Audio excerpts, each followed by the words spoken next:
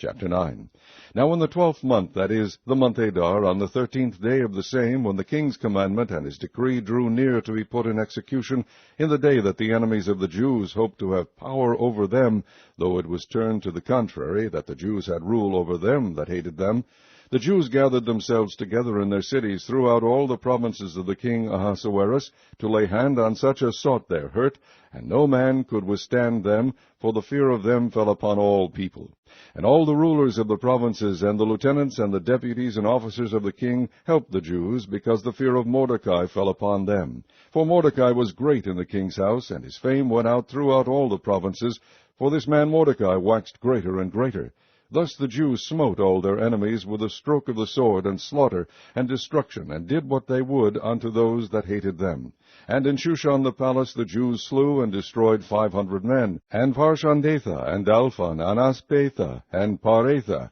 and Adeliah, and Aridatha, and Pashmatha, and Arisai, and Aridai, and Vajezatha. The 10 sons of Haman, the son of Hammedatha, the enemy of the Jews, slew they, but on the spoil laid they not their hand. On that day the number of those that were slain in Shushan the palace were brought before the king.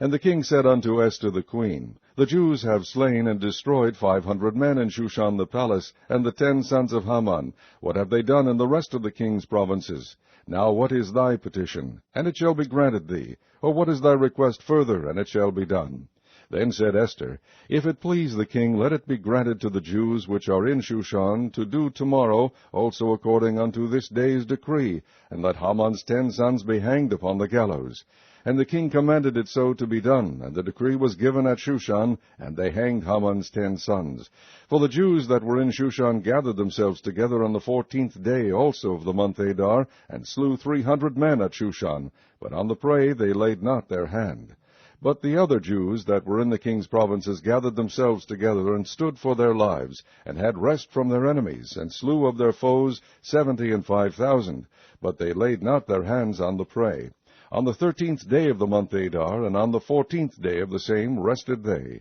and made it a day of feasting and gladness. But the Jews that were at Shushan assembled together on the 13th day thereof, and on the 14th thereof, and on the 15th day of the same they rested, and made it a day of feasting and gladness. Therefore the Jews of the villages that dwelt in the unwalled towns made the 14th day of the month Adar a day of gladness and feasting, and a good day, and of sending portions one to another. And Mordecai wrote these things, and sent letters unto all the Jews that were in all the provinces of the king Ahasuerus, both nigh and far, to establish this among them, that they should keep the 14th day of the month Adar, and the 15th day of the same yearly, as the days wherein the Jews rested from their enemies, and the month which was turned unto them from sorrow to joy, and from mourning into a good day, that they should make them days of feasting and joy, and of sending portions one to another, and gifts to the poor. And the Jews undertook to do as they had begun, and as Mordecai had written unto them, because Haman the son of Hammedatha the Agagite,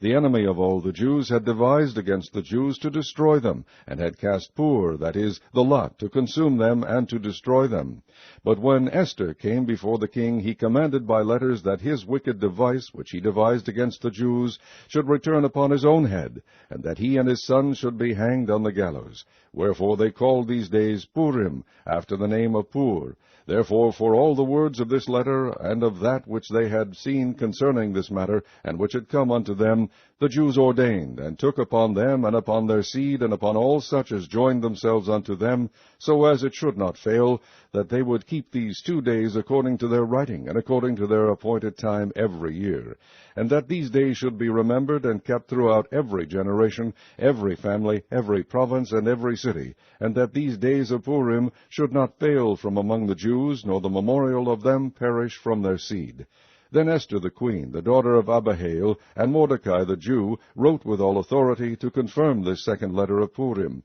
And he sent the letters unto all the Jews to the 127 provinces of the kingdom of Ahasuerus, with words of peace and truth, to confirm these days of Purim in their times appointed, according as Mordecai the Jew and Esther the queen had enjoined them, and as they had decreed for themselves and for their seed the matters of the fastings and their cry. And the decree of Esther confirmed these matters of Purim, and it was written in the book.